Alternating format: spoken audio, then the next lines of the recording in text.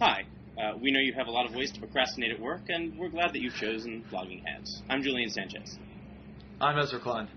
And we're going to give you the best blogging head we can. We want to start, I think, with Michael Moore's new film, SiCKO, right, Ezra? Which I guess you have seen. Because there's nothing better to talk about between a libertarian and a liberal than whether or not Michael Moore has given a contextual, honest accounting of the very facts of whether social democracy is better than a capitalist, profit-driven dystopia. Yeah, I mean, fortunately, I've sworn off debating healthcare with Ezra, but as it turns out, the movie is not except in a kind of hooky way about healthcare. I mean, the central message is actually something very different, and I think this is something we agreed on, that in a way, it looks very different from most healthcare debates, right? Usually, the healthcare debate is framed with someone like Ezra making arguments about why healthcare is this kind of unique or special good, why, while we generally recognize that markets tend to produce things better than government, that healthcare has these sort of unique properties that make it different and that make it more efficient for some kind of universal governmental provision. And then so we would go back and forth and debate the merits of the case for this kind of exceptionalism. Instead, the exceptionalism Michael Moore seems to be interested in is American exceptionalism, and the movie really seems to be about that, about why we are different from other countries in the industrialized West, not just in providing or not failing to provide universal health care, but a whole variety of other kind of social welfare programs. And in fact, there are places in the movie where he seems to be saying not at all, well, healthcare is special for these reasons, but, gosh, wouldn't it be great for all sorts of fantastic things to be provided for us free by the government, from, nannies who come over and do your laundry and cook for you, this sort of unlimited, seemingly, raft of goods that he thinks it would be great to provide. His examples of this are kind of entertainingly, I thought, things like the postal service and public schools. And wouldn't it be great if we had, I guess, a lot more services that were provided with I figured we'd go there. I mean, this was the utility of the movie, that it wasn't attempting to be an Ezra Klein film, which the millions of people who've gone and see it are very, very happy about. It wasn't trying to say, community rating in the American healthcare system is really bad. Like, we went to a different type of risk pooling mechanism. We would have a larger pool which could better, deal with the sort of shocks of individual catastrophe and medical error. No. The movie is, as Julian said, about American exceptionalism, about the idea that the way we do things may not be the best way to do things just because it is the way we do things. And I think that's actually pretty compelling. I mean, it was nice to have a movie that, with Michael Moore sort of wandering around to Canada and Europe and at some point Cuba, and you have to hear about America from other people's perspective. It was interesting. A couple of weeks ago, I met with some representatives of the German Social Democratic Party, and I'm really used to having to defend my sort of young collectivist ways to people on the right. I'm used to having to say, oh no, like, Julian, I know you think markets are completely magic, and I know you think they can distribute all sorts of goods at a maximum efficiency and with real distributional fairness, but I think maybe in this one case we could, let the government have an in. And here I had these Germans who just couldn't believe how far right, like, the American prospect, the American political consensus, all of it was. And it was a complete phase shift to have to speak that way and think about my system outside of our sort of political context, completely outside of what I think is politically feasible, what I think is culturally not just appropriate, but easily acceptable. And Moore's movie does an interesting job of creating that sort of sense in the viewer. There's this great moment in it when he's in Canada and he's talking with some guy in a golf cart, a friend of his, and his uncle, and the guy is sitting there saying, I recently went to, I think he had gone to America, maybe he hadn't, and I ripped up my bicep and like the tendon had all come apart and it was all going down my arm, and then I came back and I finally got it, and I went to the doctor and got it taken care of. And Moore said, I don't understand. He sort of gave the right-wing critique. I don't understand. You were playing golf. Why do I have to pay for your injury? And the man said, because I do it for you. Right. And Moore said, that's very strange. Can I ask you, how do you vote in Canada? And the man said, well, I don't know. I mean, I'm a conservative. I'm part of the Conservative Party. And Moore just sort of looks at him agog. And the guy says, is that bad? Is there something wrong? Moore says, no, it's just confusing. Yeah, there's, I guess, a level of abstraction at which I'm willing to endorse this sort of function of the movie. I mean, I think it is really helpful to have a more international perspective than we do, in the sense of expanding our sense of the range of the possible. What kinds of programs work in a way that we don't, often, at least on the kind of popular level, do. Wonks do this, but I think the rest of us are often not looking. I mean, the debate about gay marriage has some of this flavor. I mean, you get sometimes people like Stan Kurz saying, well, look at Scandinavia, and trying to make a bunch of statistically really dubious claims about that. You can look around the world. There are, in fact, places with gay marriage, and these kinds of claims aside, the idea that you could look and see whether it seems like their societies are coming apart at the seams in any way that has some kind of actually plausible connection to gay marriage, might be useful. In the instance, of course, and I think you'll probably at least come a certain distance with me on this. Obviously not all the way, since we have different views about the desirability of the level of government intervention in healthcare. But I think we'll both acknowledge that Michael Moore has a special gift for making you feel vaguely uneasy about positions you hold where you agree with him. I felt this way after Fahrenheit. No, I don't agree with that. I do not believe it. I mean, look, Fahrenheit 9/11 had its problems. It did devolve into some sort of conspiracy mongering on things like the Afghanistan pipeline. But no, I'm not one of these people who believes that Michael Moore is some sort of truly, truly deceptive, devious force in American life, and every time you say something I agree with it, I feel unsettled about it. Like, I generally think that I wish we had 1,000 Michael Moores, and, if a couple of them have to be on the right, so be it. Making these movies, every time they come out, 100,000 people begin arguing about whether or not they were correct. I mean, he hits a chord. Yeah, and look, as he do it like he doesn't write an Ezra Klein style white paper that includes like a bunch of references to health affairs articles, but like that's a good thing. It's very weird that we've so professionalized political discourse in this country that when people come at it from a somewhat more polemical and loose and emotional place, that immediately all of us who sort of make our name in this sort of this elite realm jump on it and say, oh well, not all. It may be funny, and the people may actually like to see it a whole lot more than they like reading my articles, but it's nothing I would associate myself with. I mean, I'd be very careful. It's very weird. I mean, it's weird how we do that. It's weird that we're so uncomfortable with this second class of film or the second class of political commentary that is a little less intellectualized in what we do.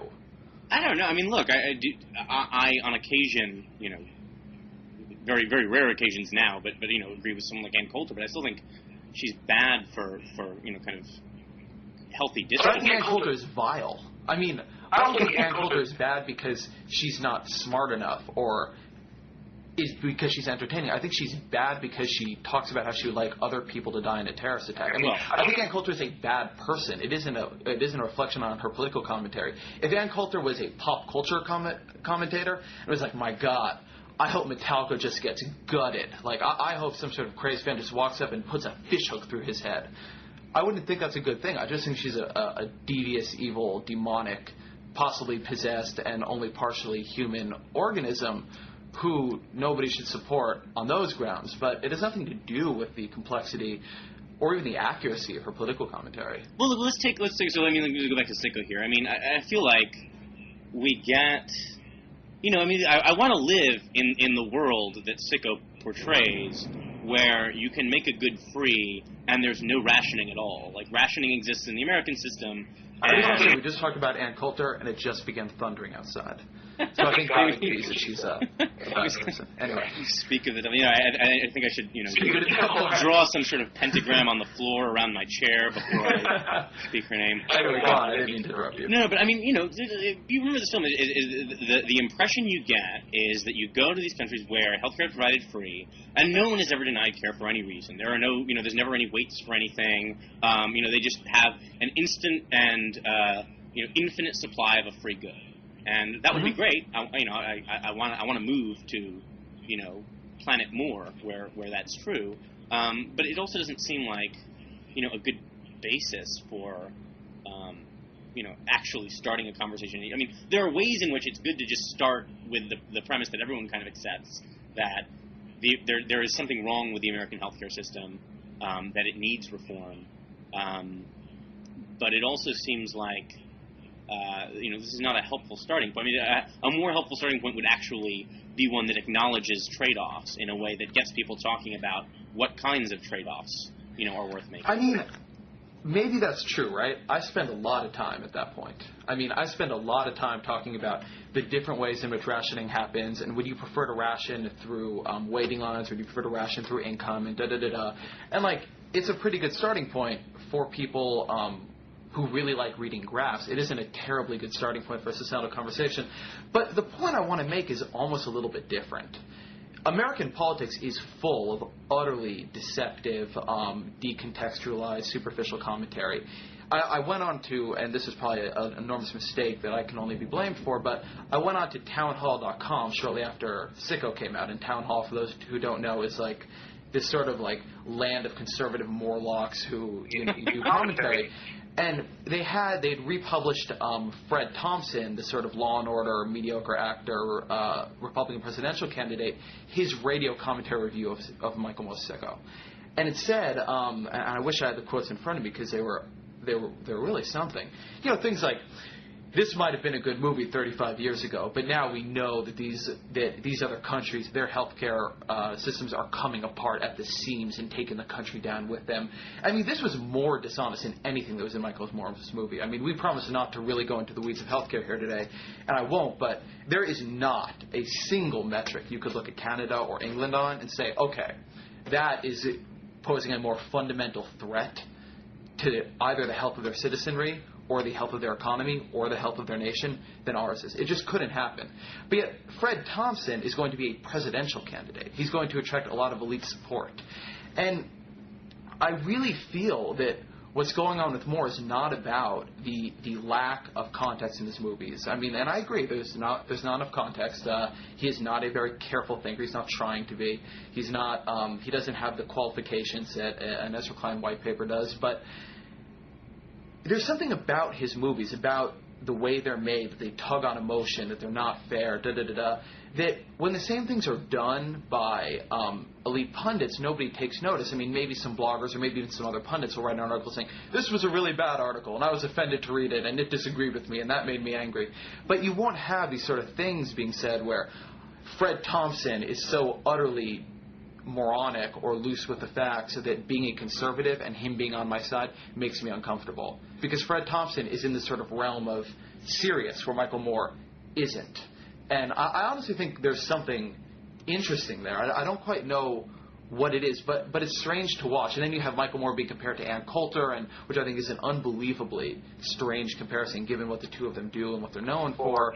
I mean, look, again, I agree that I think that Moore, like a lot of political commentators, is often loose with the facts, and he's certainly a polemicist. I mean, he's a provocateur, a documentary filmmaker, and he's operating under different incentives, right? Like, I work for the American Prospect. He makes movies for the Weinstein Company. My magazine loses money every year, like year after year, and his movies have to make a ton of money to keep coming out. So he's operating under a different context, and it's just strange how universal, and this is on the left, I mean, I'm not weirded out that you feel a way about Michael Moore, but the degree to which pundits on the left will use Michael Moore to demonstrate that they are not like Michael Moore, like how quickly they will push him out of the fraternity, is really something. I think it has a lot more to do with their own status anxiety than any fundamental difference between what Michael Moore does and what everybody else does. I mean, I think we have a certain amount of agreement about the phenomenon. I have a difference between, I would like to see more of that on the right. I mean, I would like to see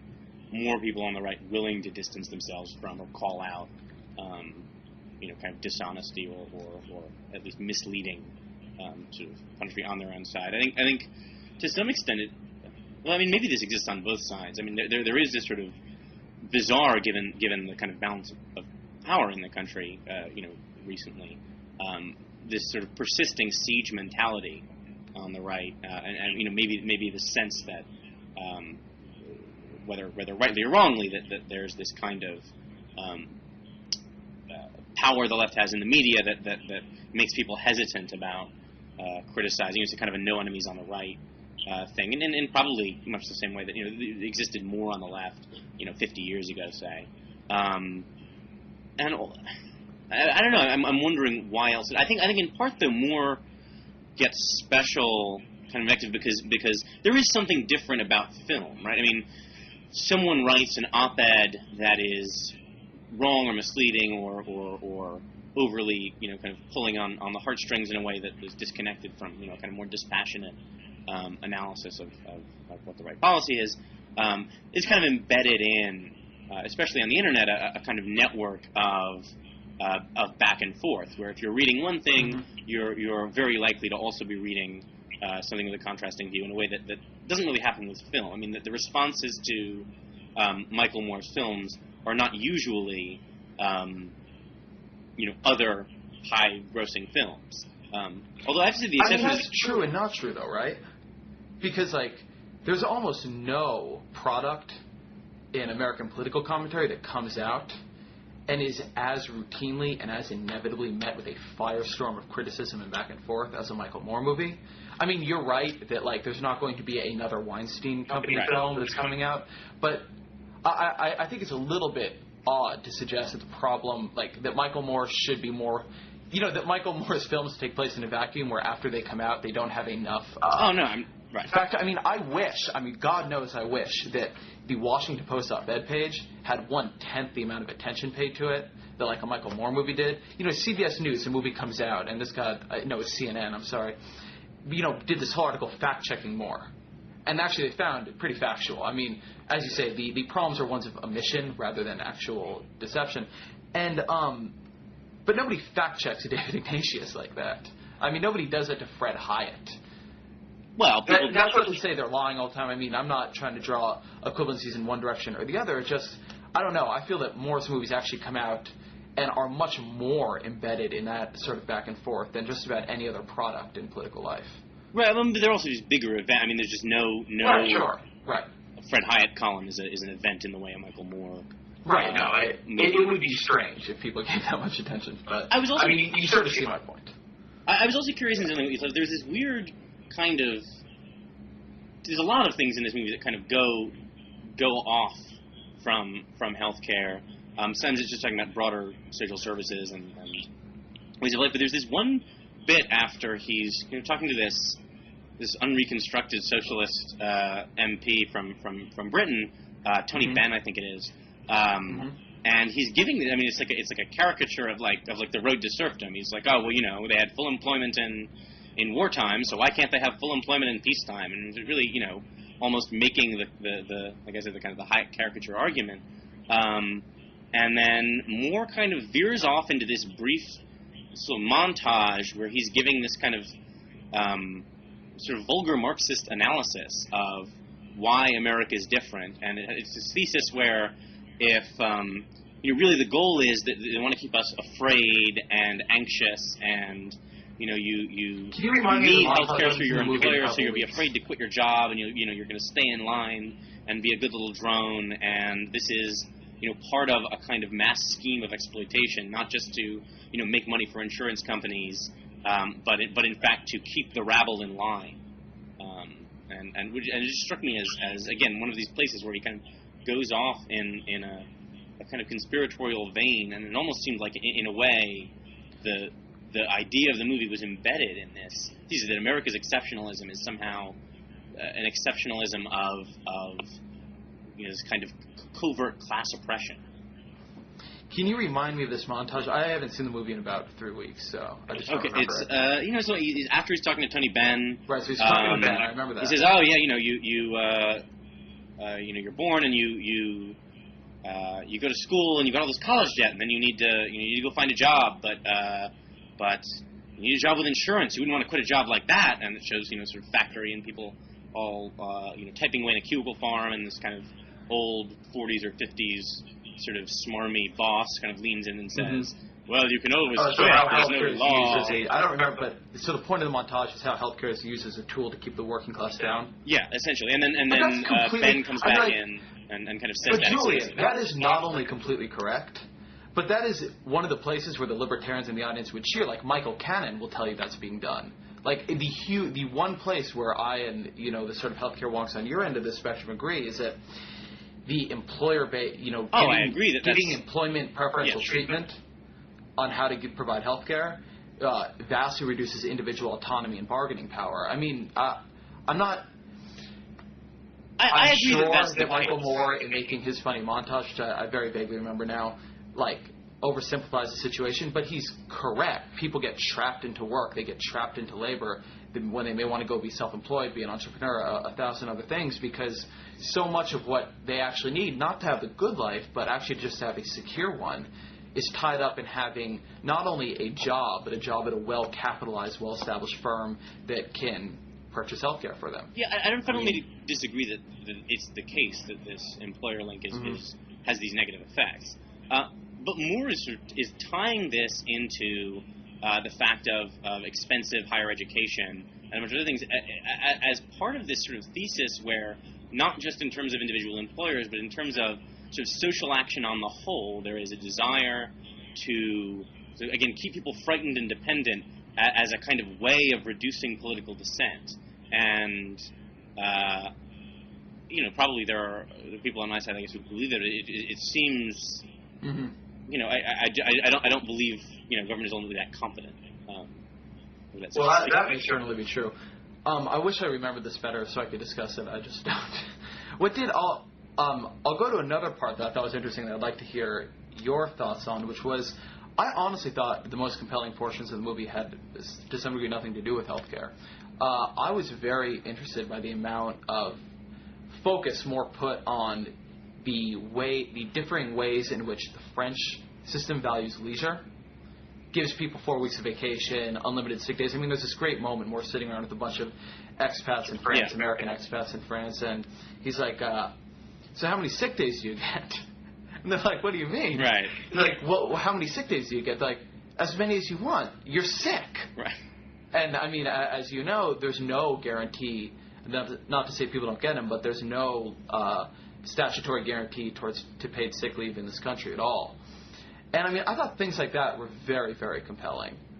Very, very compelling. Because, that really is an issue, right? It's individual action versus collective action.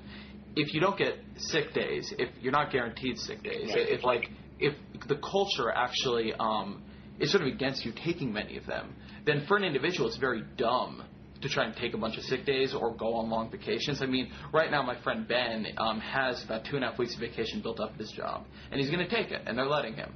But he's uncomfortable with it. His girlfriend is uncomfortable with it. Everybody's uncomfortable with him taking that long a vacation, even though he's built it up, just because culturally it seems so odd. And sort of out of line for him to do so. At the same time, so that's a place where it would be done. In some ways, it's dumb for him to take that much vacation. But if we were all to get together and say we think that in a very rich society we should have a month of vacation where we can go see our families and be with our friends and on, if we sort of as a collective made the decision to do that, we'd all, I would argue, maybe you wouldn't be better off. And I thought more sort of indication of that was actually interesting, and more so even than in the healthcare stuff, something you don't hear in this country discussed very often. Because a lot of people who would make the movie or write the column, have perfectly good vacation packages and so forth. Well, I mean, the people who share that preference might be better off, but the people who don't, I mean, insofar as people just have different trade-offs between work and leave. Some people, would love a month or two a year off, and some people, well, I mean, I know this, sounds crazy, but some people wouldn't. Some people, would rather, whatever, be I don't know, not that they want no vacation, but at some point they say, well, okay, my trade-off is I want 2 weeks, and after that I get more value out of, earning more and working. But so how do you deal with the fact that if you keep the status quo, if you do nothing, if you don't engage in any collective action, what actually happens is that latter preference you're talking about is the one that gets advantaged. That preference and the preference of employers to eke maximum productivity out of their workforce. Because, I mean, what you have here are two competing ideas of the way we should live. But in fact, if you don't do anything, one just wins out. Not because it's, I mean, maybe it is, but not because, in this case, it's the better idea, but because it's harder, particularly when you have the Senate, when you have the Madisonian system in order to create large change. I think that's true. I mean, it's harder to advantage collective action. I think what you're saying is true more in specific sectors than across the board. I mean, I think it's true that there are industries where there is a culture that makes it seem odd to take, even your full 2 weeks of vacation, say, and they tend to be cultures where already the emphasis is on, working, 80-hour weeks and making, just scads and scads of money. But that's not necessarily. I don't know if it's necessarily the case that across the board you find that that preference wins. That preference wins. Well, we do take in places where you're attracting people who are more kind of Protestant ethic-y. Maybe. I mean, we do take much less vacation than any other country. The average American takes 13 days a year, which is very, very low, and a fair percentage of us don't get any vacation at all. So, I mean, I'm just more worried about the fact that a lot of people don't get the choice. I agree that it goes sector by sector, right? Like, if you're a journalist, you actually get a lot of vacation. Sure. I can go report a story in Chicago where my friend lives and da-da-da-da. Right. So it isn't a huge problem for me, but I don't know. Should we move on to Libby? We've probably should. All right, Julian, I'll let you begin. Sure. Okay, so Scooter Libby, as we all know, I guess got a commutation of his sentence, so he's avoiding jail time altogether. There's probably some heavily tattooed guy who's very disappointed, and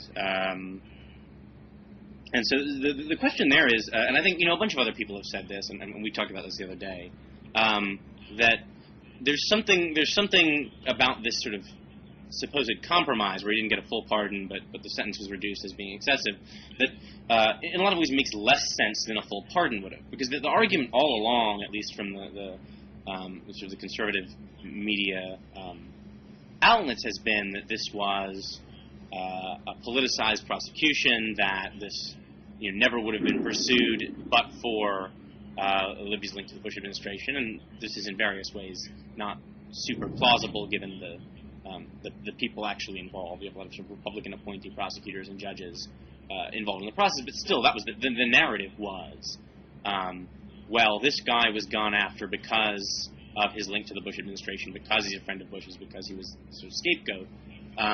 And if that's the argument you're going to make, then at least you have a kind of in principle idea of why it might be appropriate for Bush to step in and help his friend. Well, it's okay for me to, kind of come in and help my friend because he's only really being targeted since he's my friend. Once you acknowledge that this isn't the case, as you kind of have to if you're going to say, well, I'm going to let the guilty verdict stand, I'm going to let the fine stand, you're saying, okay, well, he is guilty and the prosecution was appropriate, at least insofar as my actions are revealing my view. But still, he deserves special lenient treatment.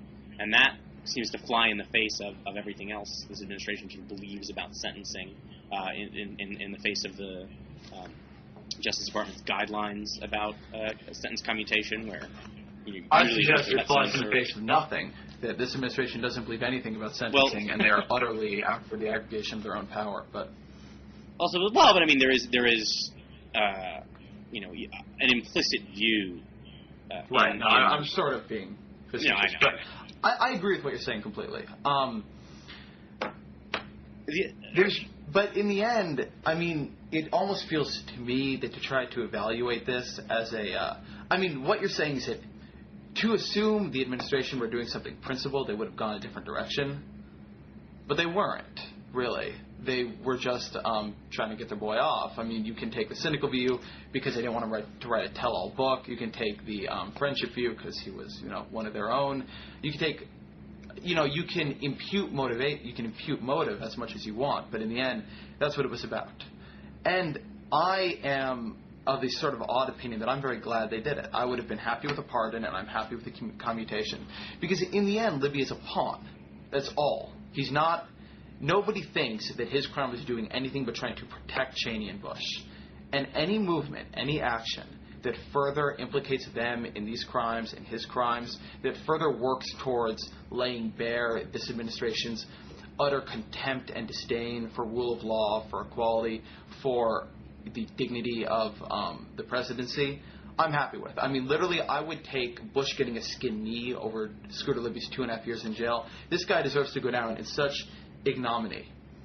And if this helps, great. Yeah, I mean, because I don't know. I don't really care about Libby going to jail. Like, honestly, I sort of feel our jail, and this like sort of gets to your joke at the beginning, which I know was meant totally inoffensively, but I believe our jails to be like unbelievably barbaric. Not the ones he would have gone to, but on and on. I don't care that he goes to jail. We're not locking him away because he's a danger to others. We're locking him away because it sends a punitive message. But it sends a punitive message in some ways to the wrong people. And I want the message to go to Bush. And I want, when historians look back and other presidents, future presidents, look back at how he was judged, I want him to be judged so harshly for this miscarriage of justice. And I was so worried during the whole Scooter Libby thing that he would essentially get off like this. He would say, all right, justice has been done. Scooter Libby has gone to jail. I mean, you know, what more can be said about this? He would remain in some way clean. Yeah, I mean, at least now that didn't happen.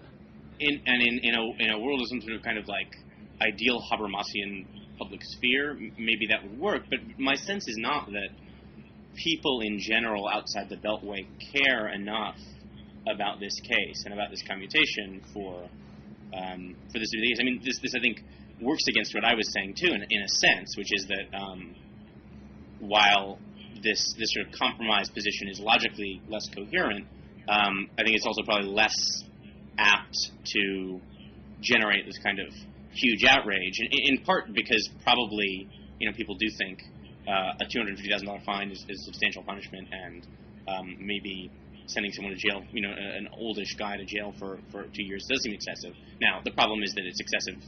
If that's excessive, it's excessive for everyone and not just for this guy. But I'm not sensing that this is what's. Let me back up. If this administration is going to go down in ignominy and its reputation is going to be tarnished, this is a footnote to a footnote. Sure. And I think, but I'm down for every footnote because in the end, I believe it was so minor of a punishment anyway. I mean, right? We're not executing Scooter Libby, and honestly, I believe that Scooter Libby was just being a pawn. So I guess I found the upside of his punishment so low as well that even if this isn't a big deal, and by the way, I'm not saying it's going to make the people take to the streets with pitchforks and torches and come to the White House, but honestly, the Beltway people do care about this, and it'll be written down. And I think as time goes on, it'll actually be seen as a pretty representative move. I think when people talk about the Bush administration's disintegration, when the history books, are explaining how this administration fell apart in the second term, this will have a chapter heading. Do you worry that the message to future, to persons in Libby's position is, if you break the law on behalf of your president or your vice president, you will get a pardon and they will get away with it. So don't worry about breaking the law. I think that's correct. I think that's a correct concern. I do worry about that. So there's a sense in which I find this more unsettling. There are other cases like, so Clinton pardoned a shady friend of his, but in a way, in a sense, not in a way that is, I guess, as clear a precedent. This guy happens to paying lots of money, get off, but there's no real sort of certainty. Whereas, I think for someone saying, well, should I break the law in direct service of a sitting administration, there is a precedent created here, and I would be concerned that would outweigh the kind of delay. My worry is that we will in fact discover that people don't care nearly as much as we think they do, or we do. I guess I think that would have been true either way. Look, if you come into office under the administration of President Barack Obama, say, that's a feeling. Seems unlikely, but you're probably not going to be breaking the law under him that much. But if you do, no. Assume that, I don't know, a president who you don't think. I feel like the issue there will remain on the individual, right? If you come into office in the service of a president who is likely to pardon you after he tells you to commit a crime, you're going to get pardoned. If not. I don't think that when making this decision in the future, people look back and be like, I wonder how George W. Bush handled that. I don't think I think that my hope is that by tying itself back to Bush, it will actually create a negative incentive for the president to do that. And in the end, I feel like he's the one or she's the one you have to be influencing here. But look, like this was from the beginning, and in every permutation and possible hypothetical or actual outcome, such an unbelievable horror and such an unbelievably depressing thing to watch that, you know, whether my sort of Leninist take on it is good or bad, it's all bad. I mean, it is all bad top to bottom. I wanted to mention offhand, one of the things that has sort of occurred to me watching the coverage of this is the extent to which there's this kind of unspoken kind of fact where the people who are calling suit vigorously for a commutation or a pardon are kind of admitting what I think is clear inside the belt, which is that most people first heard the name Scooter Libby probably in connection with the Plame affair, whereas you know, he's actually a fairly high-profile DC guy and has been for a long time, and you know, ultimately, I think what's driving a lot of this, and a lot of some of the, you know, even you find folks on the left who at least are perhaps more forgiving of him than you might expect, is that, you know, these guys are all people who have had dinner at his house, have had him over to his house for dinner, and whether or not they're you know, in total agreement politically, they know this guy, and whatever, you know, sort of whatever you think about sort of high principle of the rule of law and that sort of thing, that you know, if there's a guy who seems pretty nice that you had drinks with a few weeks ago, you tend to not want him to go to jail for a few years, even if you think he did something wrong. I mean, I feel like if this were someone I knew well and liked, that even if I thought they had committed perjury, you know, my instinct would be, well, it would be terrible to send them to jail, even if, you know, it's very funny to read the letters written on Scooter Libby's behalf. We did a little feature on at the American Prospect about this. It's like Scooter Libby, the world's goodest Samaritan. Right. It's like one person saying how he helped push their car out of the snow, another saying how he would like come to the kids' soccer games and never, despite the fact that other parents did it, never argue with the umpire. I mean, they're just the myopia. I mean, I hate hearing anybody went to jail. Like, I loathe Ken Lay being like a vaguely anti-corporate, you know, marginal economic radical populist, etc., whatever you want to call me. But, like, I hated hearing that he was going to jail. Like, I just don't like it. But, you know, you try to separate out your micro feelings from what you believe is the sort of macro best thing to have happen. But the degree to which these people, I mean, Leon Wieseltier writes in that, like, I'm the sort of liberal that neocons love to hate. Number one, no, you are a neocon. I've never heard that in my life. Truly hate. Who liberals truly hate. But he's like, years ago, somebody had Scooter Libby do pro bono defense work for me, and he was terrific. Like, so, I mean, it's just literally a quid pro quo there. Right, well. So, I mean, what this laid bare about sort of the D.C. social scene, you know, not in any way surprising, but either humorous or, like, suicidally depressing, but definitely one or both of the two. All right, well, but here's the big question, right? Should he be impeached? And how do you like that segue? That's not bad. Not bad, right? You know, there are certainly, I think there are abundant grounds. I was looking actually back at the past impeachments of presidents, and then, of course, Clinton for lying about a blowjob, and Andrew Johnson for firing a cabinet official, or attempting to fire a cabinet official in contravention of the Tenure in Office Act, which was not directly, but was a later Supreme Court ruling essentially determined was probably not constitutional anyway. And I found myself, and then of course there's Nixon, who avoided it only by resigning in advance. And I found myself thinking, my God, I'm just kind of astonished at how much more merit there seems to be in the case for impeaching Bush than any of the, either the cases of actual impeachment and at least arguably the case where someone just resigned because he was so clearly about to be impeached. Look, I don't believe that impeachment proceedings would be a terribly useful thing to have happen right now. Well, that's a different story. Should this guy, it's a separate issue. Should this guy be impeached? I think there's no doubt about it. I think there's no doubt about it that he and Cheney should be taken out.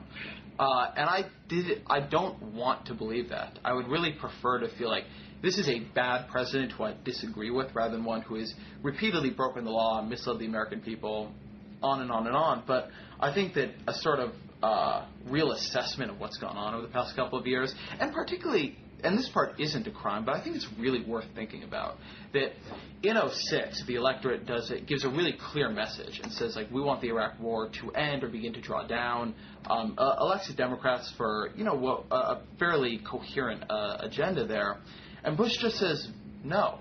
Just no. Like, I'm not going to do it. I find there to be something really troubling about his utter distaste for the actual, like, will of the democracy. And this is something that I feel like hasn't actually been thoroughly looked into by sort of pundits in the chattering class, but it's why I would like them to talk about impeachment. When you have a poll showing 40% want to impeach Bush and a plurality want to impeach Cheney, I mean, impeachment is a fairly radical remedy. It was not favored for Bill Clinton. And I think, in fact, really a majority want to impeach Cheney. I mean, a genuine... No. It's 46 to 45 on Cheney. And the others don't know, so it's still a plurality.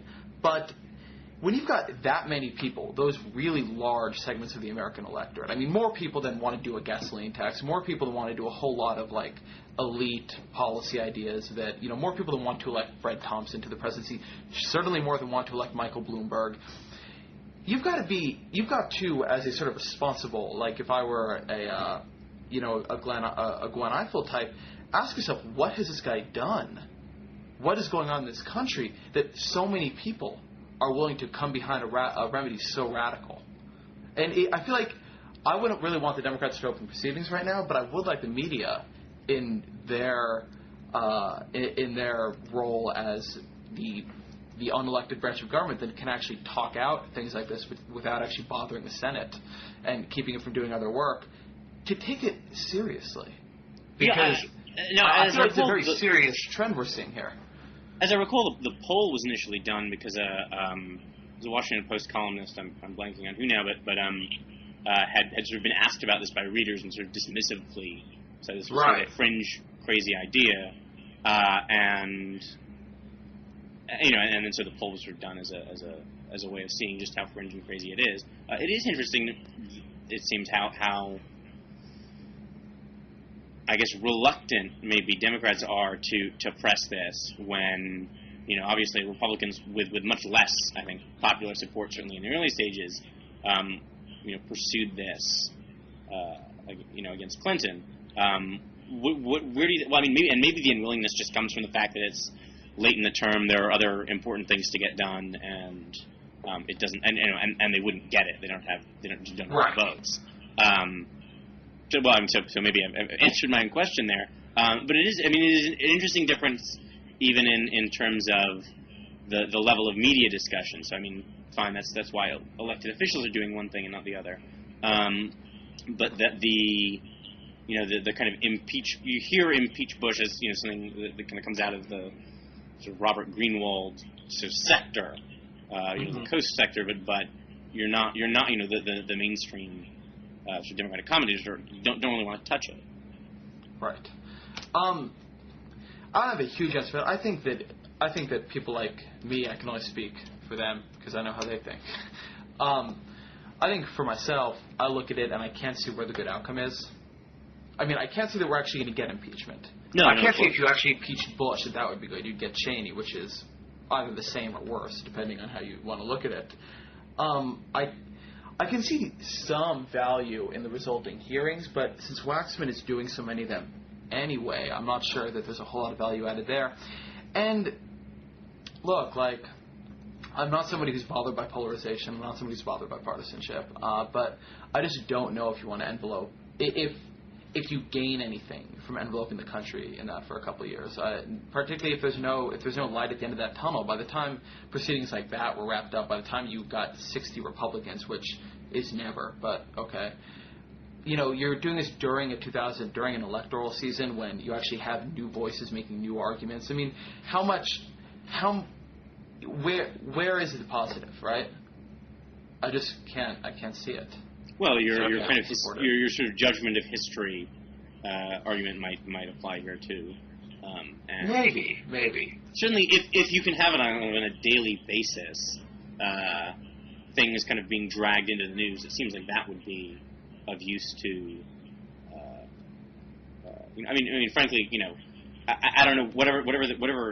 I'm not sure what's more helpful to the Democratic nominee. Them getting out their healthcare reform proposal, or another kind of unpleasant fact about this administration being dragged howling from the vaults. Sure, although I also don't trust polling on this very much. I mean, it may be that 40% think impeachment would be a good idea, and then 12% would think it would be a good idea 1 week into the hearing. You know what I mean? I see what you're saying about the judgment of history, and look, I think that the true danger of this administration right now, I think the one upside to it would be this.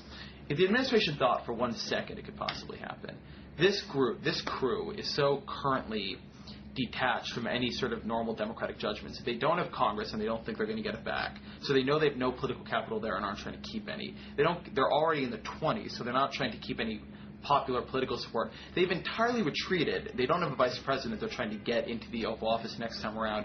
They have entirely retreated into things the executive branch can do utterly without anybody else's approval or aid. And in that, they're very, very dangerous. They can do whatever they want on Iraq, arrogation of powers to the executive, on and on and on. And impeachment is the only remedy, the only thing that could actually hold them back, that could be really sort of held up and threatened. If you don't stop doing this, we will impeach you.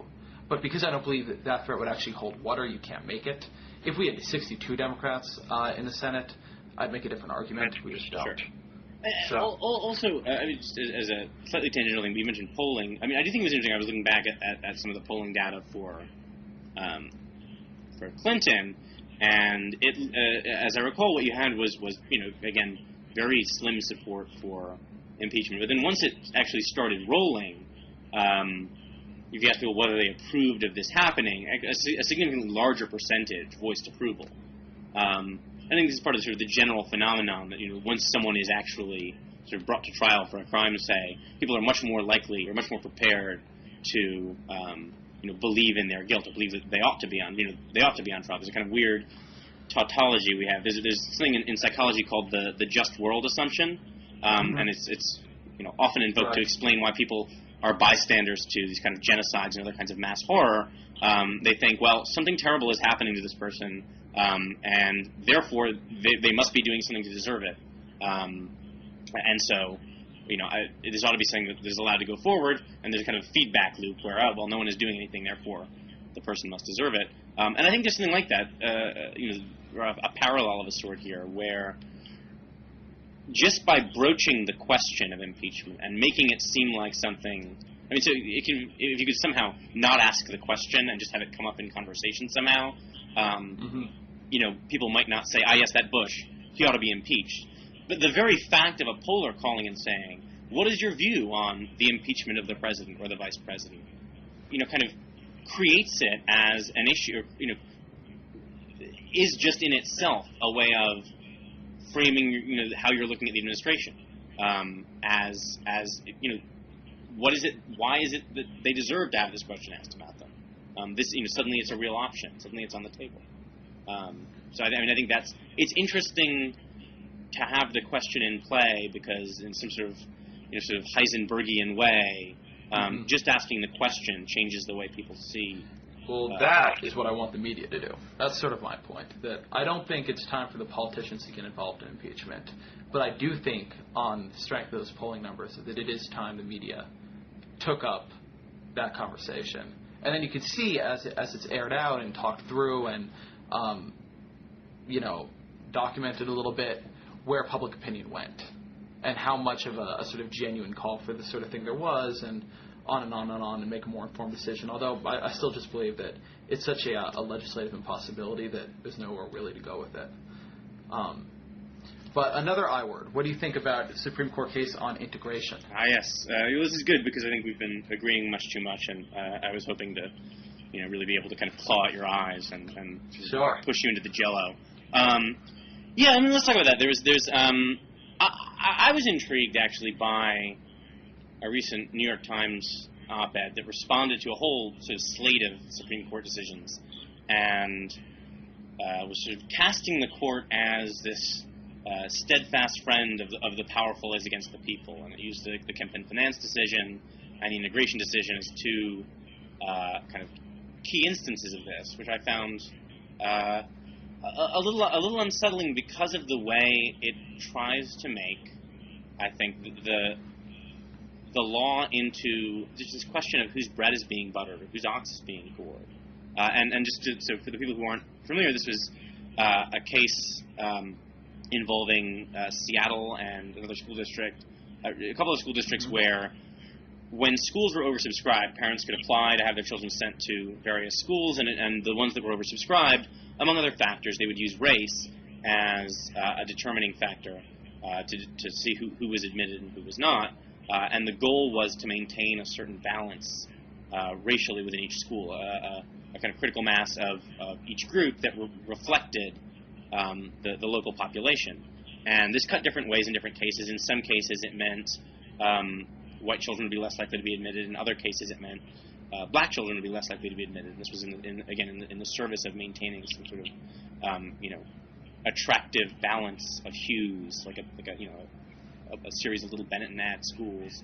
And so the court ruled that this was impermissible under the Protection Clause. And I remember that the Times op-ed said, regarded this as just perverse because, the Equal Protection Clause initially was passed as a force for desegregation, or a way of overturning segregation. And so somehow it becomes perverse when you apply equal protection to really literally mean that race should not be considered by the state, even though, we all know that, I don't know, they have good in their hearts when they do this.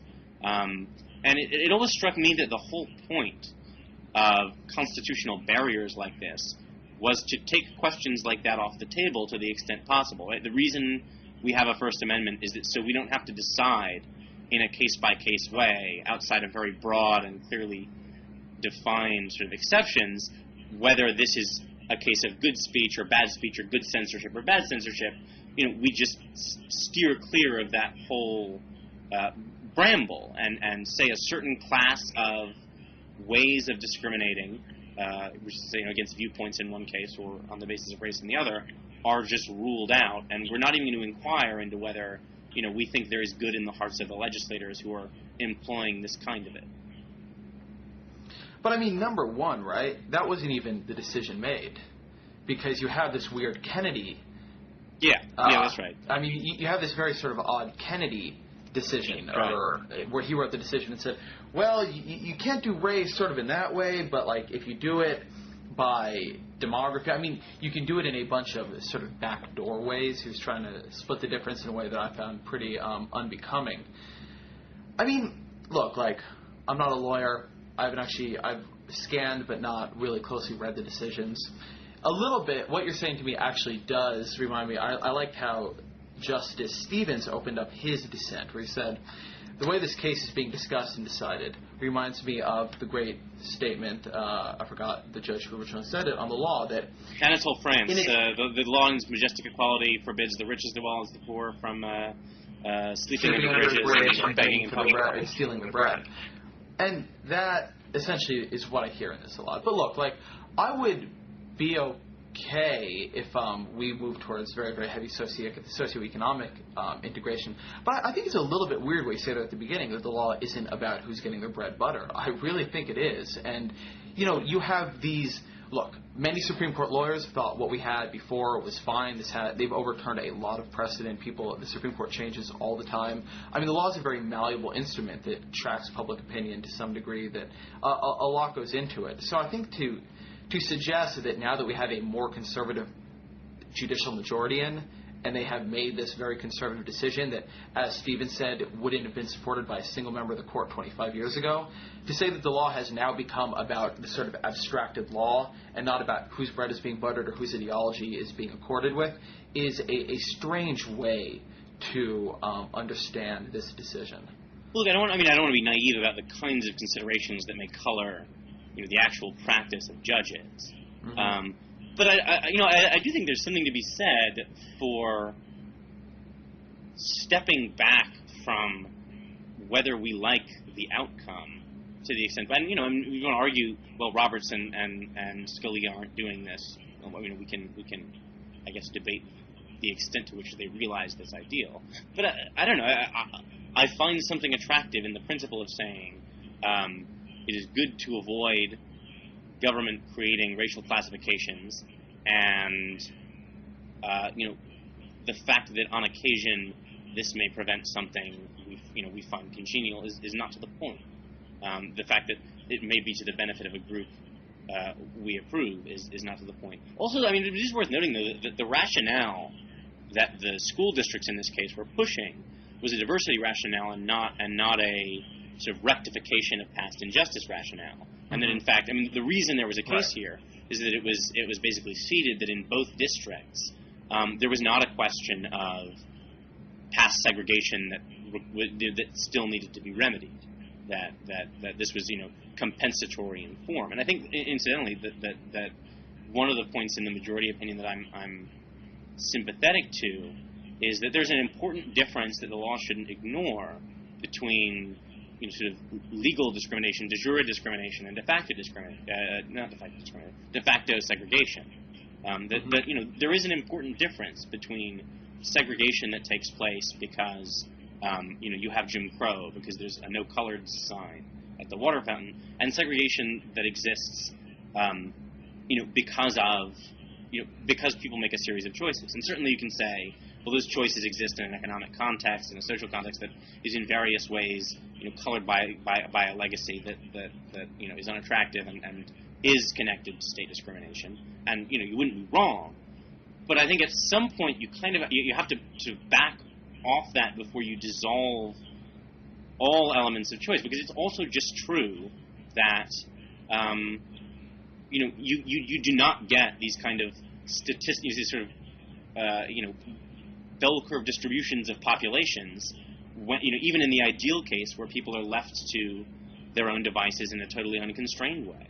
I mean, even in the most integrated school, if you walk into the cafeteria, it doesn't look like a Bennett Nad. You notice kind of clusters of hue differences, and obviously, I mean, that's not optimal. No one thinks that's a great thing, but it also means that I think it is worth asking when you have segregation just in the sense of different racial balances in different places. Is that just because of you, or is at least some of that just the function of innocent choice? Julian, I think we need to be clear on what the decision just said here. I agree that there's a significant difference between de facto and de jure segregation. But what was decided here was that you can't rectify them. I mean, it can't be done anymore. The school says, okay, we have de facto segregation. That's really bad. I mean, and all the social science data will back that up. And it's a worrisome thing if you can't change it, even if it is only happening because, as it happens, because of institutionalized reasons and ghetto pathologies and 1,000 other things that we can go look into in the poverty data. You tend to have pockets of that are largely racially and economically homogenous. The idea that we can't begin to break those up strikes me as a very, very worrisome one. And I almost find that to be the much more relevant consideration than whether those pockets of poverty are being done because there is a law saying they can't move out into the suburbs, or being done because, for all the many causal factors that go into impoverishment. Clearly, I'm more focused on the outcomes here a little bit, but I think that distinction elides what's actually being talked about here, because the question isn't what type of segregation are we looking at, but what that is the question. remedies can we use on segregation, full stop. No, well, that is the question because it is clear in the decision that it is crucial that this is not a case of remedial integration. I mean, all of the decisions are pretty do centrally turn on the idea that there is not, in fact, in the Seattle district a history of segregation institutionalized that is now being overcome as a result of this policy, and no one is claiming that. So that is important. I mean, if it were otherwise, And the other in the other district, it had that history, but there was a previous fact finding that established that they had met the goals of having. You can disagree with that fact finding, but but I mean that is important, and I do find it a little bit creepy, frankly, that you regard this as unimportant, that you think that even in even sort of in a hypothetical situation where we're going to stipulate that whatever the racial distributional patterns are a function of a series of private choices, that it's crucially important. No, because I won't stipulate that. I won't stipulate that for an instant. I think that to say the de facto segregation is the product of a series of private choices is to utterly misunderstand what is creating these sorts of segregations. I think that you are dealing with... I don't even think this. I mean, this is not even particularly controversial. That you are dealing with a situation in which, for largely historical reasons, although not all, obviously, blacks in this country have a net a median wealth of $6,800, and whites have around $80,000. I could have the number slightly off, but I don't have the ratio off very much at all.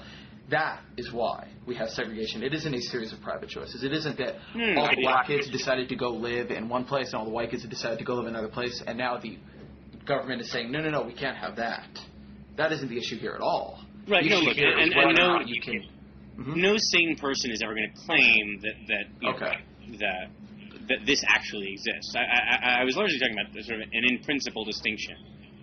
But I just don't think we're not dealing with an in-principle world. We're actually dealing with Seattle and America, and I mean that's where I disagree with you. I think this is where I feel like you can't evaluate this decision at the level of abstraction. I think but at what point? You are. I see your point. I just don't agree with the world you seem to be looking at.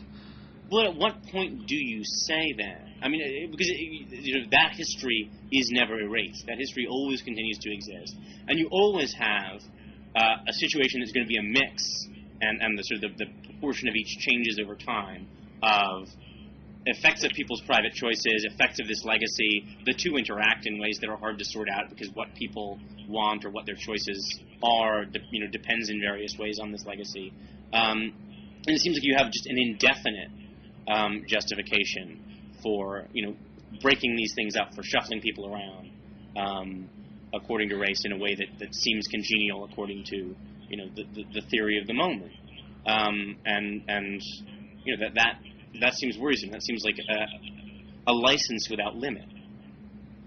I mean, I certainly to a large degree disagree with that. I also think that we should be again clear on what the remedy here was.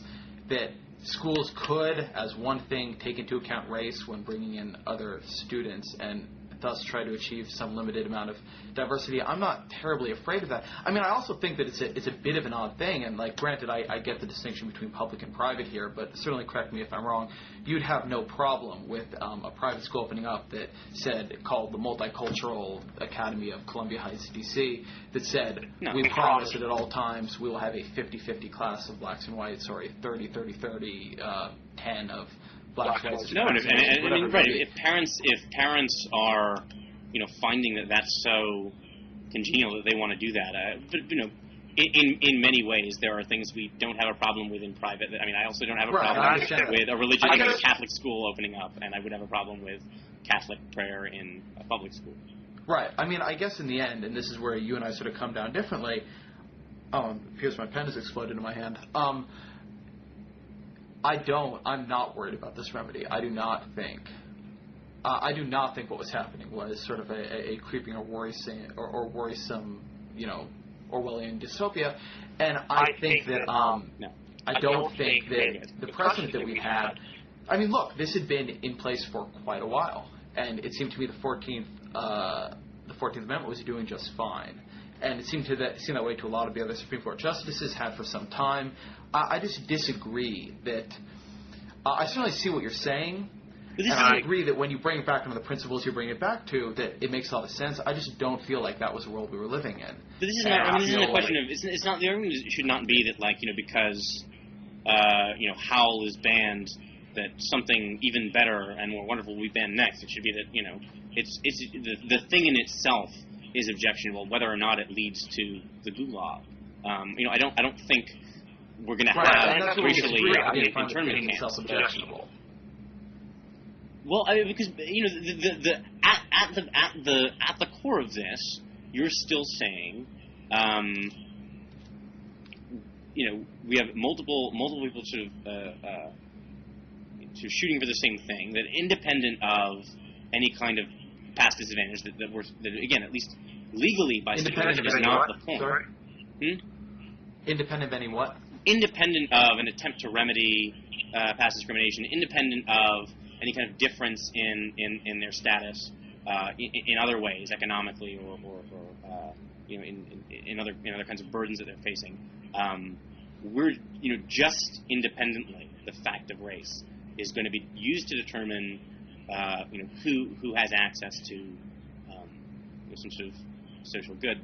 I mean, that seems intrinsically objectionable, intrinsically offensive to a notion of citizen equality. And again, this cuts both ways. I want to restate what you just said, because from where I sit, I am saying that it is utterly unobjectionable for school districts to say, when creating the composition of their schools, that there should be some level of diversity and societal integration in them.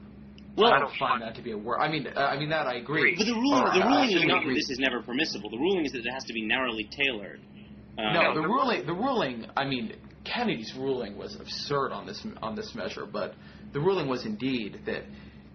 I mean, the idea that you can do this, but you have to do it through ineffective backdoor ways, there's no ruling at all. What I'm talking about is the ruling that.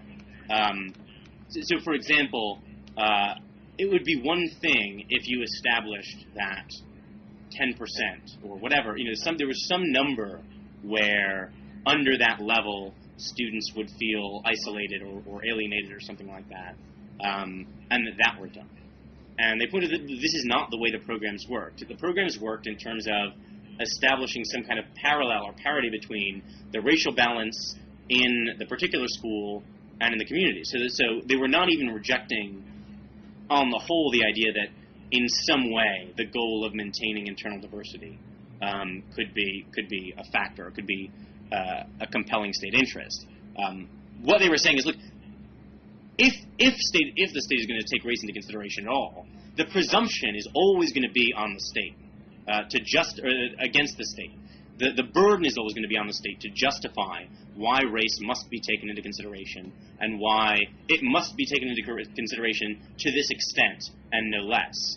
And that the programs in these cases didn't demonstrate in any way that they were sufficiently cognizant that any kind of racial classification had to be kind of very minutely justified, and that in fact that they weren't doing anything of the sort. And I think this is something at least you ought to be on board with, which is that if there are reasons, and we might disagree about the scope of them, I think we both probably agree that there's a kind of compensatory or remedial role for taking race into effect, given the history of this country and its race relations. But that any time that's done, there's always a very heavy burden of explaining why it's being done, of explaining why the particular means chosen are necessary to serve that interest. And it's not something to be done lightly, not something to be I don't think. I guess one of the latitude. places you and I disagree. One of the places I disagreed with the decision, and neither of us are lawyers, etc. So to some degree, I feel like one of the problems we're running into is sort of disagreement over what this decision meant. But to define the search or to define the pursuit of integration for its own sake as unconnected from remedial concerns is, I think, a gigantic error. And that is what this decision did. And I think it's a real mistake. And I believe that these districts were not taking this lightly. And I don't think that what we've changed is the burden. I think what we've changed is the allowability of integration as a compelling interest for school districts to pursue. And I greatly disagree with that. But I mean, that's how I read the decision, which it seems to me is somewhat different from how you do. So. Yeah, I mean, obviously invariably majorities and minorities tend to disagree about the actual implications of the decision. Right. I mean, like, you can read Stephen and Breyer, and they clearly don't see it. So, you know. The majority at least claims that they're or at least, well, the language of the majority opinion emphasizes the lack of narrow tailoring in this instance. You know, more generally, though, I do kind of want to return to this. We can't return too long. I've got to run to okay, well, so we're running out of time. So that's fine. Well, then I guess I will catch you next time, and you know, in the meantime, I'll stay segregated over here. Right now, I'm going to talk to some white people right now because the Supreme Court told me that's all I can do. All right, I find that offensive too. All right, man. All right, cheers. Jared, take it easy.